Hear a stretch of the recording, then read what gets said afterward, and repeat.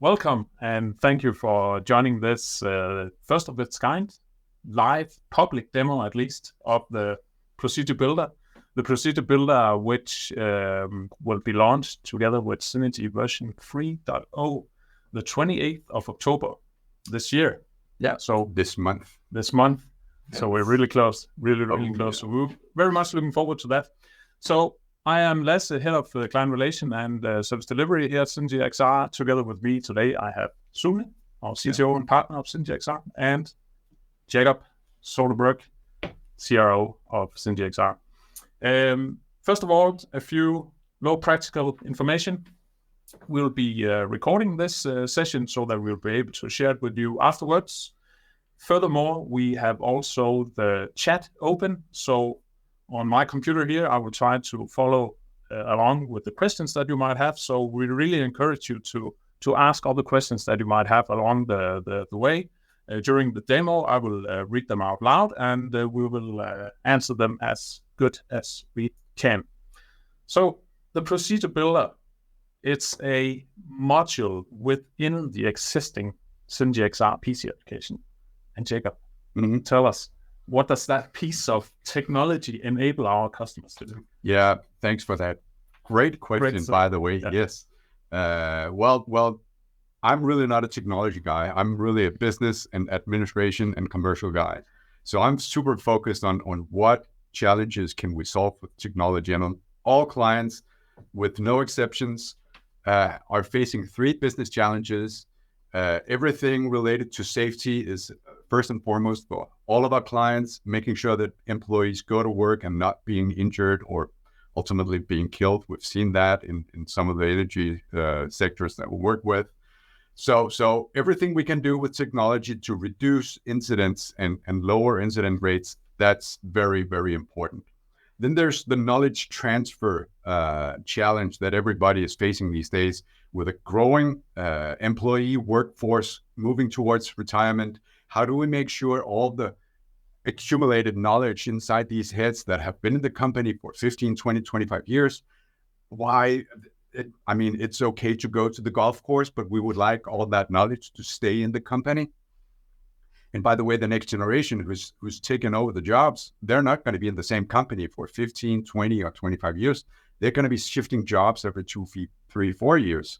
So there's a huge challenge to really address that knowledge transfer situation. And then ultimately, operational excellence. I mean, everybody needs to have production lines that are running smoothly 24/7, 365.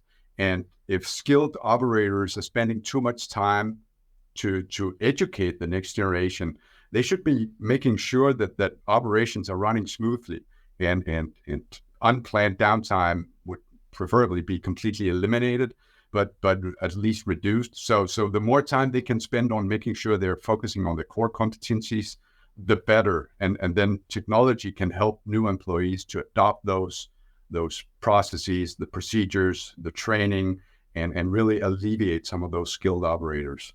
So those are the three business challenges that we're really addressing with this. And I think the next slide will kind of just quickly show that all the clients we talk to, they have already accepted that VR, AR, mixed reality, they are great learning tools, but have come to the conclusion that the bottleneck is really the creation of these trainings. So we're moving from not very long ago, the completion or the building of a training would be a 6, 9, 12 months project, to now with what we have today and what we're showing today, we're down to weeks of hey, we need to create a training in VR for this lockout tagout procedure. 2 weeks later, we have a running prototype. That's the speed that the market is demanding these days, and that's what we enable with this. And I think final slide is really just the depiction of the foundation we've built with the platform.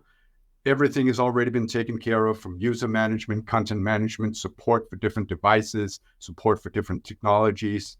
And now we're also launching these building blocks that enable you to build on top of our foundation with your own learning programs at a really rapid scale that's unheard of. And no one has seen that before. So I'm looking forward to seeing it hands-on, and that's what we're going to be focusing on over the next couple of minutes here. Yeah, so it'll be more tangible, more hands-on demo of the procedure builder. But before we actually dive into the procedure builder itself, maybe we should quickly touch upon what is the SynergyXR platform in general, actually, and maybe show that as well, because we have a few nice-looking slides here, but maybe we should also show that. I don't know if you can arrange that, Søren. Yeah, certainly. Very good idea, just to get everybody up to speed. So what we're showing here is the PC application. So SynergyXR covers a lot of different platforms. So everything from your run-of-the-mill standard standalone VR headsets from both Meta and Pico and HTC, to your desktop computer, PC and Mac, to Apple Vision Pro, iPad, iPhone, you name it. So today, just for ease of demo, we demo the PC application.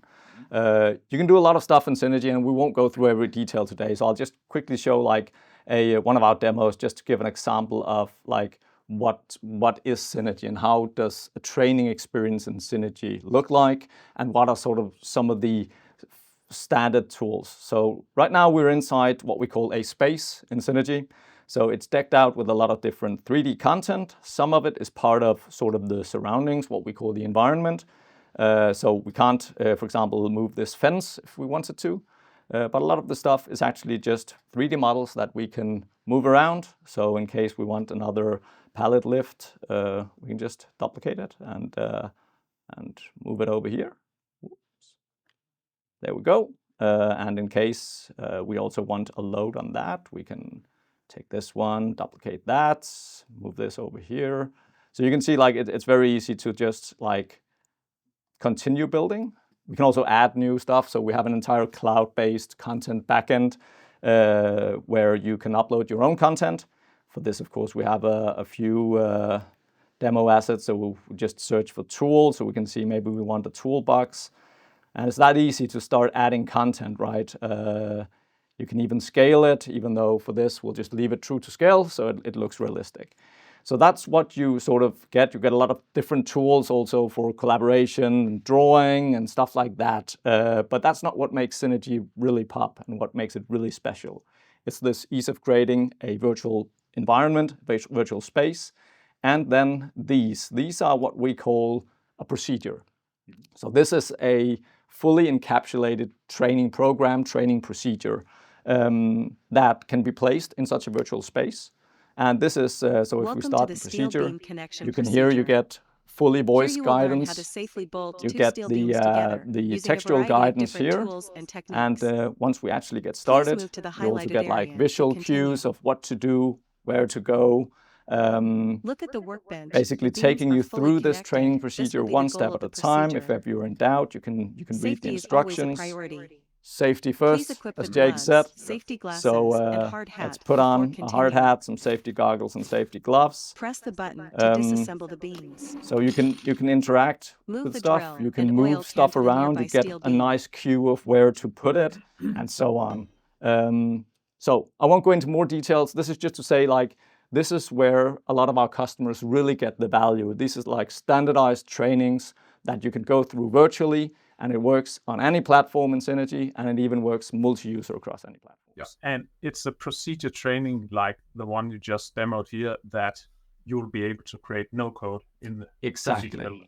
Exactly. So this particular training procedure was built by our in-house team, as we see a lot of people do in the market. But what we really want to enable the people to do to really unlock scalable XR is to make this like the end user can just go in and build something like that. And we'll try to do that just to show how easy it actually is. Of course, we won't build like a 67-step procedure, but we'll build something simple. So let's jump out of this and then actually get started in the procedure builder. It's hidden up here. Of course, you can open an existing one, but I think it's actually more fun to just create something completely from scratch. So we'll create something new. We'll choose a room. I don't know, let's take that one. LinkedIn Live demo, and we called the space LinkedIn Live, and let's create the procedure. So right now, we built the procedure in the context of this environment, but once we're done, it can actually be inserted in any virtual space you like. So before we get started, I just need a little bit of breathing room, so I will just need to move this ever so slightly, and then we can get started. All right. So this is the procedure builder, and as you can see, there's nothing here. We started completely from scratch. This is where we will start adding content to the scene, so we can actually build up the hierarchy of objects. We can do that in a little while. And over here we have like sort of the main parts of the UI that you will navigate. This first one is where you can define different languages, so it's quite easy to have language variants of your procedure. Maybe we have time for that, we'll see. But this is quite boring now, so let's start getting some content into the procedure, right? So we have 3 different types of content: 3D models, images, textures, and sound, like different audio bytes. So let's start getting a 3D model in. Of course, I have a few prepared. So I have this table. Let's just quickly put that in. A very simple table just to start building something. We can do a lot of stuff, like we can add colliders. It's as simple as clicking here. So this means that items will sort of affect each other physically. So if you drop a tool on top of it, it won't just fall through. You can adjust this like to your heart's content, but for now, I think like this is fine. We just need a surface. So we don't need to do any more, actually. You can do a lot of stuff, but you don't have to. So let's just add it to the procedure. It asks if we should compress the texture. This is just to optimize the performance of the finished procedure, so it can run on a lot of different generations of different headsets and mobile devices and so on. So we're trying to optimize as much as we can. And as you can see now, the procedure system knows that there is this podium square, but it's not yet in the scene. For that to happen, we just need to instantiate it. So we just press plus, and it's placed in the scene. And we can, of course, place it a little bit more appropriately over to the side. We can call it podium 1. That's fine. In case we want one more, you just click plus again, and you start placing it. We don't need that, though, so let's just remove that. All right, so we have a table, the world's most boring procedure. So let's add something that we can actually interact with. So let's add a new model. We have these like some simple metal plates with some bolts and some nuts prepared. For this, again, I could add colliders. I could do a lot of stuff, but it's not needed, actually, for this simple procedure. So let's just add it to the procedure. Let's compress the texture. The models that we're using is GLB models? Yeah, so we support both GLB and FBX. And actually all these models we will also make available to customers, so you can start building, start training once we go live with the new version. So we have the plates, so let's instantiate them and let's move them onto the table. We have it's nice to be able to maneuver around in the scene, so we have some quite nice camera controls, so we can actually make sure that it's placed directly on the table, so it looks nice. So you can switch between like perspective and orthographic mode. People used to working with 3D will appreciate that. And I think, to be honest, that's enough for now. So let's start actually building some interactions, because building up a scene with 3D models, that's not new, right? We've seen that. I just showed it actually in the main app. Yeah. So this happens in the steps section. That's basically where we build up all the interactivity, both what the user should do, and how the system reacts to the user actually doing something. I expect you just to interrupt, Lasse, in case there are some interesting questions, but otherwise I'll just keep going. The first thing we define is a step group. It's basically just a way of creating a hierarchy of your steps. So building them together as chapters, I think you usually call them, Lasse. I like that analogy. So you can have like different groups. So let's call this table 1. So everything that has to do with table 1 will place in this step group. But apart from that, there's no functionality in that. But that comes in the steps. So let's add our very first step. We need to give it an ID. I don't know, let's say welcome. Oh, I might even spell it correctly. And then I get the option to actually add some guidance text. So let's write, welcome to this LinkedIn live demo of the SynergyXR procedure builder. And instantly, because we want to be able to have audio guidance as well, just press play. Welcome to this LinkedIn Live demo of the SynergyXR Procedure Builder. And you instantly get a preview. So what actually happened there is we use an online service like AI-enhanced synthetic speech. So it creates a synthetic audio file from the text that I just entered. And it goes very quickly. That short string was actually just past a data center in the Netherlands, but it's so quick you don't even notice. And for a non-technical guy like me, before this, how long of a process would that be to actually identify, oh, I did a misspelling here, to what was the process previously? Yeah, that depends on how you do it, right? Like way back in the days, we actually just recorded like real voice. That would of course take some time, but of course you would at least get it right. You can use tools like this. Some of them, like this, actually gives you instant replay, but at least just a few months ago when we internally created these procedures, it was actually quite a long turnaround because all of the text was just written in a data file, and then we generated all of the audio, and then it wasn't until we actually deployed it on the headset that we could get feedback if it was correct or not. So it saves a lot of time for our procedure builders at least. I can see a small flag there. Could you explain that? Yeah. So this is the language. Right now it's English per default because all the rest of the UI in Synergy is in English as well, or American. You can add other languages, as I showed over here. So we can add another language, and then there would appear like a new flag, and we would have to apply write the text in that particular language and generate that audio file. So that's what's there for. So this was just sort of the guidance. So we have text guidance, we have voice guidance, and now we come to sort of what we expect the user to do, and this is what we call an operation. You just click and take like in this drop down what you want the user to do. For this simple one, we'd just actually like the user to wait, and would like the user to wait for the voice guidance to complete. That's basically it. We just create our very first step. Quite a boring one, so let's add some more interactivity. So let's add another step. Let's call it move to table. Please move to the table. Please move to the table. All right. So again, we have operations to sort of define what we expect the user to do. And we have something called move to. This sounds very appropriate, so let's try and use that. And as you can see, like as you build the procedure, we try to always have the 3D scene synchronized with where you are in your steps. So right now, this is what the user would see. Of course, we would like the user to move actually in front of the table. And I think actually this beacon is a little bit too big. So I'll just go in and I can change the diameter to 0.3 meters. I think that's probably more useful. And that's it. Mm-hmm. So we now ask the user to move in front of the table. Let's add another step. Attach nut.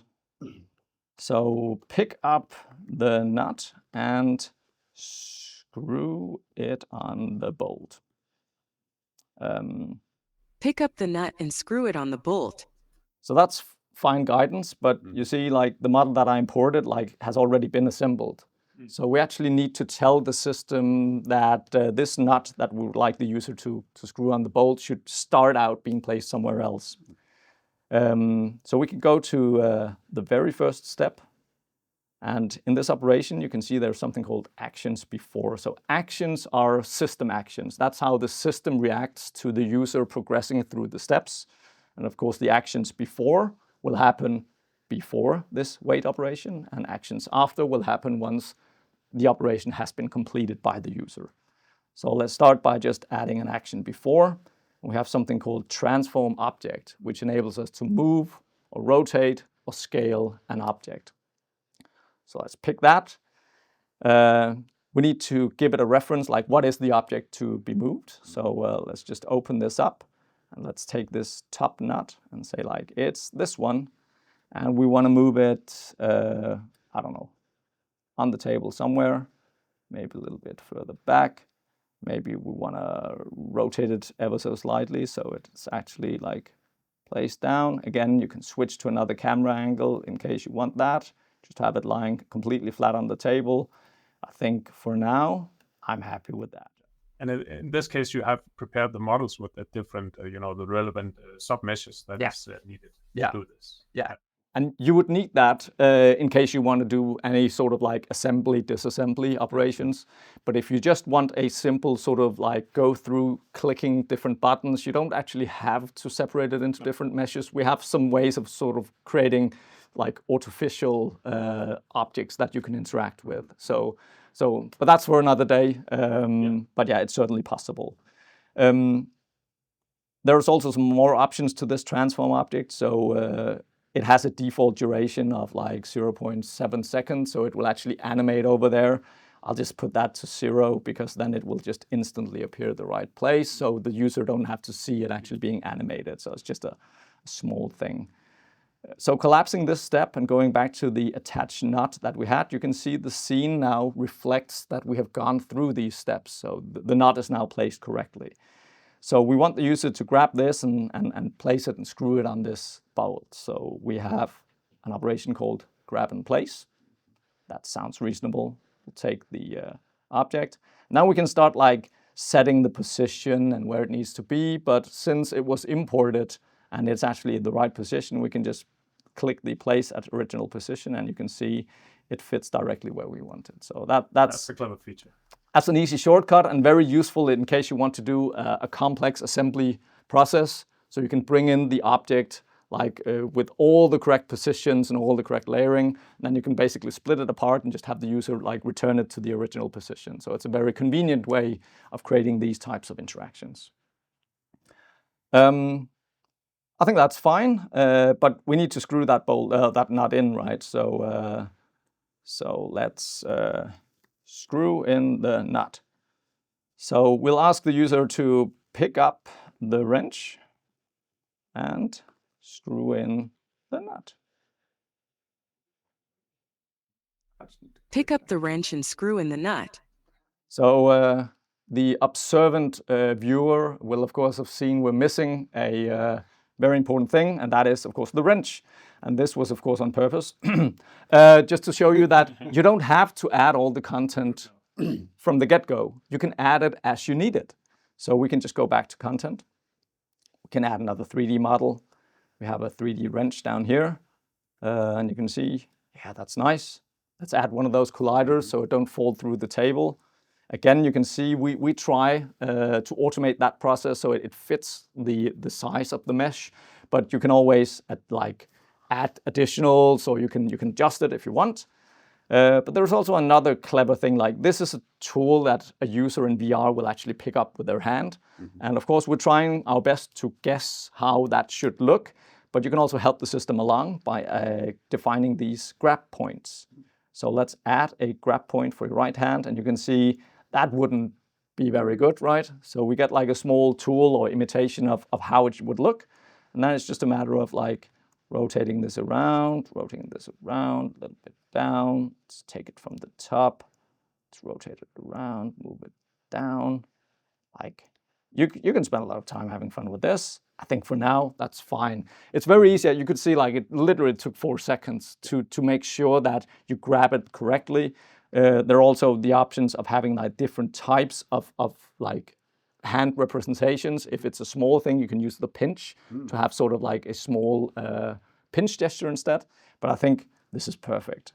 So let's just add it to the procedure. So now it's here, and again we create an instance of it, so it's actually is in the procedure, and we place it on the table. Let's see how well I did. I did quite well. I think that's fine for now, right? So you can spend a lot of time like really making sure like this looks correctly, but I think for now this is fine. So we can go back to our step. That was where we came from. And we need, like, we just instructed the user to pick up this wrench and screw in the nut. So let's see if we can find a reasonable operation here. So we have a lot of stuff like, we can ask the user to look at certain something, move inside an area. Move to, we used that previously, but we also have use tool. This sounds reasonable, so let's do that. So it has two references we need. So we need to reference what is the tool and what is the object that we need to use the tool on. So that starts saying the wrench is definitely the tool, and we want to use it on this nut. And that doesn't look right. So what we'll do is just I'll adjust this position ever so slightly. Again, like it's quite easy. You can spend a lot of time really trying to make sure that this is perfect. I think for this, again, this is fine. So we now know sort of where the guidance will be, so where the user is asked to bring the wrench. There's also the option of here indicating like there's a progress indicator. So it's not just instant. You don't just tap the nut. You actually have to hold it there for a while. And right now it would be showing a screwdriver, which is not very relevant. So we have the option of changing that to a wrench. And you can see it would look something like that in case we think, oh, that's mighty fast. So maybe we want to change that. Of course, we just expand this, go down to the duration. And we do like 1.5 seconds maybe. And you will get an instant preview of like how quickly that would go. All right. But this is what the user is asked to do, right? So move the wrench, actually operate the nut. But we want the system to react to that. That's going back to this actions after. So let's start by actually moving in the nut, screwing it in place. Again, we'll use this transform object. We will take the nut. There we go. We will just move this. Oh, that was a little crooked, the wrench. Yeah? But we'll move that one in. And we'll also like rotate it like a couple of turns just so it animates and looks as if it was actually screwed correctly in place. But it would also be nice if we could provide like an audio feedback, right? Yeah. So again, just moving back to content and opening the sounds, and we can add a new sound. We have the option of like creating a spoken sound similar to the guidance, or we can just use an audio file that we have prepared. So let's start by doing that. Let's go to the audio file, and luckily we have something called Bolt Titan. It's almost as if we rehearsed this, right? Yeah. So I think that's reasonable. In case you're not sure if that's the right one, you can just get a preview. Well, maybe not perfect, but for this demo, it'll certainly do. Yeah. We go back to the step. So we just add the step with the guidance. We have the use tool operation. So we ask the user to pick up the wrench and use it on the nut. And right now we have one action after moving actually the nut into place. Or we can add additional ones. And here we'll just add one called play audio. And it's as simple as just selecting the audio that we just added. And that's it. So I think we're almost done, but let's add just a few more steps just to round things off. So let's add a step asking the user to return the wrench. Please place the wrench back on the table. Please place the wrench back on the table. All right. So again, define an operation. We'll use the grab and place just because that's the easiest. We'll say it's the wrench. And again, we'd like the user just to return it to the original position so we don't have to like nitty-picky adjust everything. So that's fine. And then finally, I think we'll just we'll add a final step. Well done. Well done. This concludes this linked in live demo of the SynergyXR procedure builder. I think that looks right. Let's hear. Well done. This concludes this LinkedIn live demo of the SynergyXR procedure builder. We'll just add like, it didn't enunciate the XR. So let's just try that again. So that's what you mean? Yep. You can hear it. Yeah. It wasn't completely correct. Well done. This concludes this LinkedIn live demo of the SynergyXR procedure builder. I'm much more happy with that. Again, we need to ask the user to do something, so we'll just have the user wait for the voice guidance to be complete. And that's it. We built our very simple 6-step procedure, importing all the assets. I didn't time it, but maybe it took 15 minutes, something along those lines. A lot of explanation. Exactly. So I guess the spectators will ask themselves, hey, can we see it? Sure. So there are a couple of options here. Yeah. So one thing, of course, is you can just go and play in test mode. So very similar to like in PowerPoint, right? You just go and press play. Yeah. So Welcome to this LinkedIn Live demo of the SynergyXR procedure builder. the instant opportunity Please move to the table. to test everything out as if it was actually deployed on the workspace. And just one quick... Pick up the comment. nut and screw it on the bolt. Yeah. We just got a comment that the voice is a little bit loud, so it's hard to hear us over the voice. All right. So just have that in mind. Yeah. No, that's fine. All right. Again, we'll see all the stuff that we need. So we pick it up. We get like a nice guidance. So we just Pick up the wrench and screw in the nut. Can we pick it up? We get a nice preview of like a line to where we need to put it and an overview. Please place the wrench back on the table. Leave it back on the table. Well done. This concludes this LinkedIn Live demo of the SynergyXR procedure builder.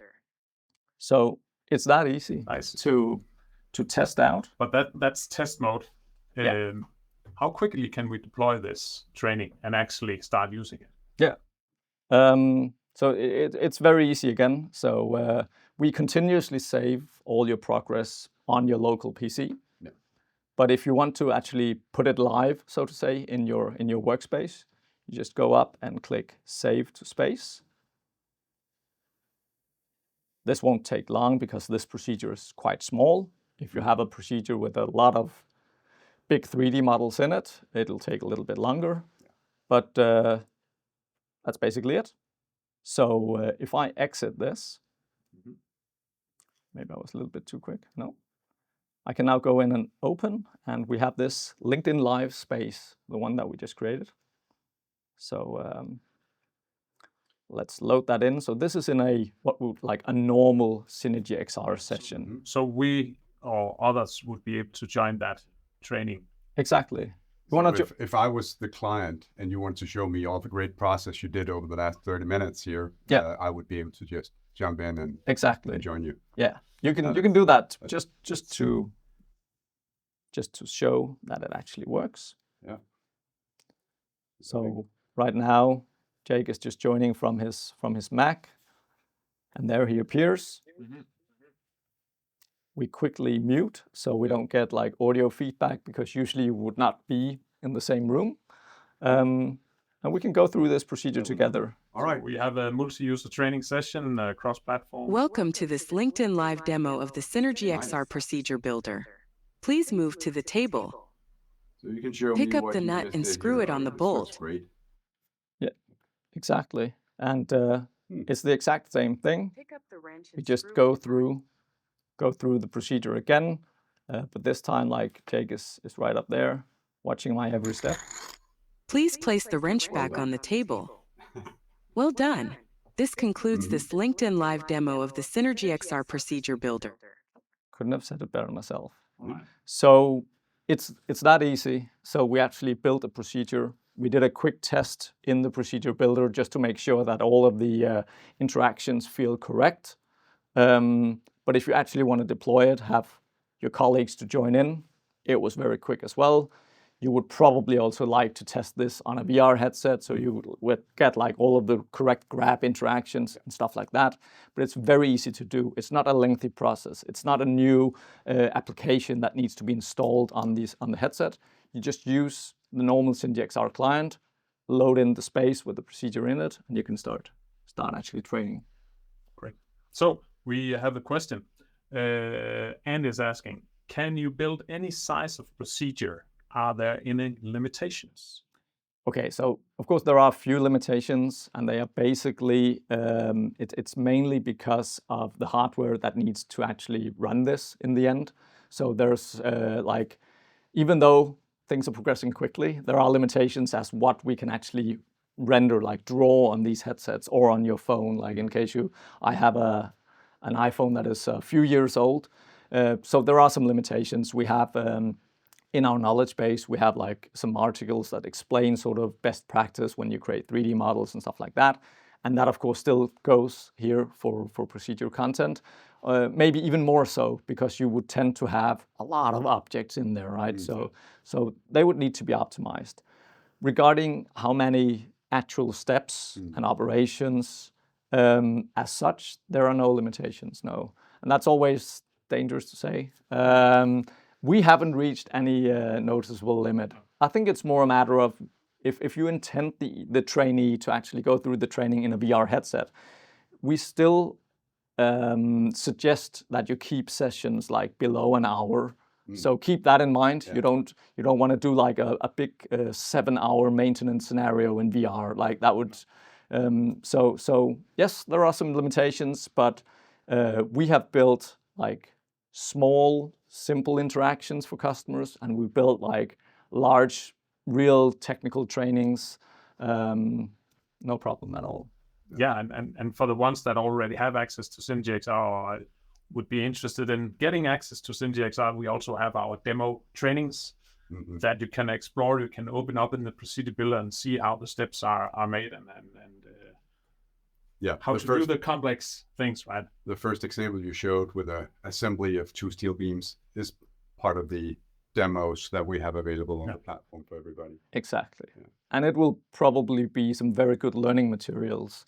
Going through that, opening that up, going through the different operations and steps, how they are structured, to get an idea of how you can build a procedure training. But it's also a tool that we just showed how easy it is, so you can get creative. Just start trying out how you can build stuff. Exactly. We had a conversation earlier today where someone was talking about, so do I really need to build everything from scratch? And no, you don't. We can build something for you. But then I don't need this creator license or the procedure builder. And then, yes, actually you do, because if there's if you want to change among a wrench with a different tool, you can do that yourself. You don't have to call someone like us or an external 3D partner already. Yeah. So it's super easy to maintain existing procedures and just quickly replace 3D content as your client or company evolves. And also sometimes we see our clients, like the standard operation procedure is expanding over time because they find out that, okay, often people get hurt in this process in this direct, like at this specific point. So maybe you need to look at a safety lamp, or you need to do something special. So it's quite easy to just add a few steps, so you can sort of expand on your procedure without having professional help. Like it's really, really easy to do. So VR trainings become much more dynamic and less static. Yeah. I think we're moving away from, you have like a subject matter expert who's an expert in this domain, and he wants to transfer his knowledge to a new employee. And usually you would have a Unity developer in the middle, right? Mm-hmm. Trying to translate like, okay, all that knowledge, how does that convert to code? And we build a new application, and like 6, 8, 10, 12 months later, the subject matter expert has an application.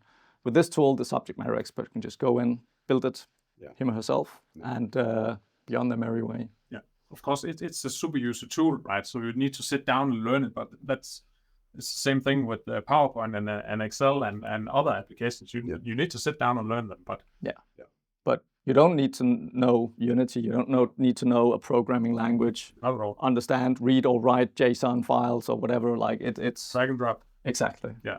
So the version of the procedure builder that we will launch the 28th of October, is that then the final version? Yeah, no, not at all. No, like there's so much we want to do, and both with the builder itself and making it even easier to use, make like even more like quality of life and convenience tools, built that in there. It's just make it even faster and easier. There's a lot of stuff in here that I didn't even show. Like, of course, you can copy and paste your steps. You can just drag them around. You can, if you have an action that you need to move to another step, it's just as simple as just dragging it down there. You can undo, redo. You can search in your procedure. There's a lot of these tools, but we have a lot of ideas that we want to build. Yeah. But we also want to expand on the underlying system, so the actual procedure system. So I showed you like there are 10 different operations that you can ask a user to do. We want to expand on that. We also want to expand on the actions, like how the system can react, to be able to build even more like complex and fully fledged procedures. Yeah. So no, it's just the very first version that we're very much looking forward to releasing. But yeah, more to come in the future. Great to hear. So we have a question from Jared. Is there currently any support for cloud rendering? No. So we do everything on device. We have in the past evaluated and also continuously evaluate different cloud rendering techniques. And it's not always sort of up to par, like especially if you're on a VR headset. You can quite quickly get into problems with like just the tiniest bit of lag will get people quite seasick. I am quite sure that cloud rendering is going to be the future. Yeah. Like we already ask our users to upload all their content to the cloud, so we might as well just run the application up there as well. So I'm quite sure we will reach that point someday, and there are some big players that are investing a lot in this. But for now and for 3.0 at the end of October, we do everything locally. Yeah. But we always have an eye on the development of the different technologies. Definitely. Yeah. Taylor is asking, can you import elements of existing training materials? So yes and no. So if you mean like depending if you want like you can import if you have an existing sort of user manual or stuff like that. Of course, you can add that to the space, either just to the space as such as a PDF or as individual images to the actual procedure. If you're talking about taking an existing procedure and then maybe we were very happy with the wrench that I created, right? And like that was quite easy, but you could expect a more complex setup for another 3D model. That is one of the things that is on the roadmap for future releases. We would like to be able to save that as a sort of prefabricated item that you could then import into other procedures. So your best bet would be today or at launch, you will be able to create a new procedure based on another procedure sort of as a template. So it'll create a one-to-one copy and you can delete the stuff you don't need and build a new one. That would be the first sort of step in that direction. All right. So Taylor, please let us know if that answered your question. In the meantime, Jared is asking, is there a pipeline to import CAD models or do we need to have our own pipeline for CAD to GLB/FBX? Yeah. So yeah, unfortunately, you will have to have your own, but like you don't have to build your own. We know of quite a few tools that can help you along the way. We use Pixies ourselves, originally from the automotive industry, but has been acquired by Unity, and that's quite good. We also know of Theorem Solutions that has like CAD tool plugins that will ease that process. Because one thing is converting it to another file format, but another thing is optimizing it. So you don't import like a 76 million polygon model of a wrench, for example, right? Because it would just be way too heavy to actually render and execute on these devices. So, but yeah, we have quite a bit of experience. We also helped companies partly in building such a pipeline. So reach out to us. We can certainly help. Yeah. Quickly circling back to Taylor's question. I mean, what I've experienced from my outside view into some of the projects that we've been doing with clients is that today the bottleneck in creating a procedure is really not the coding. It's more the preparation of the 3D work. It's the preparation of the storyboarding and getting that in place to begin with. Really is much more important than actually having the right tools or the right 3D concept. Having that from earlier procedures is a huge plus, obviously. But yeah, these are also areas where we can help out and support and give our best recommendations on how to work with that. Yeah. Any other interesting questions? I think we're reaching the 45 minutes. Yeah. So there's nothing in the chat. So, but question for you, Jake. So if people out there are super interested and super eager to get this in their hands, what are they to do? Which they are, obviously. Yeah, I mean, I've had some really long hours for the last 10 days, so and that's promising. But hey, the easy way is our website, SynergyXR.com. Send us an email, give us a call. We are very happy to support any initiatives moving towards scalable XR within all these great companies, so we can address safety, knowledge transfer, and operational excellence. That's really what we're here for. So give us a call. Yeah. That's my best advice right now. Great. Yeah, and I think, like, just as a closing remark, we really believe that a tool like this procedure builder will be sort of a critical enabler in sort of scalable XR. Absolutely. Like, you don't need developers anymore. You can have the subject matter expert directly create these trainings. It is a super user tool. You will need to spend more than 5 minutes on it, but I would say after half a day, you're proficient. After a couple of days, you're flying. So it's made relatively easy. So yeah, and it will only get better and better and better together with the rest of the feature set of SynergyXR in general. We will always develop on that as well, very much based on our customers' feedback. And of course, the technology, the hardware, also just gets better and better, right? Yeah. So it's really accessible and scalable. Yeah. There's one more remark here. Very impressive demo. Thank you, Jared. Clearly, a lot of thought has gone into procedural guidance through XR. Great first release. Hey, thank you. Yeah. Thanks a lot, Jared. I like Jared. Thanks a lot. Yeah. Yeah, it means a lot. It's also, this work started 2 years ago, actually, when we started building the internal engine of the procedure system. And the actual procedure builder we started building or developing back in January this year. So a lot of effort has been put into this. By no means is it perfect, but we're quite happy with where we are today. Yeah. Lovely. Thank you very much All right. for joining us. Thanks for joining. Yeah. And do reach out if you want to learn more. All right. Thank you very much. Thank you.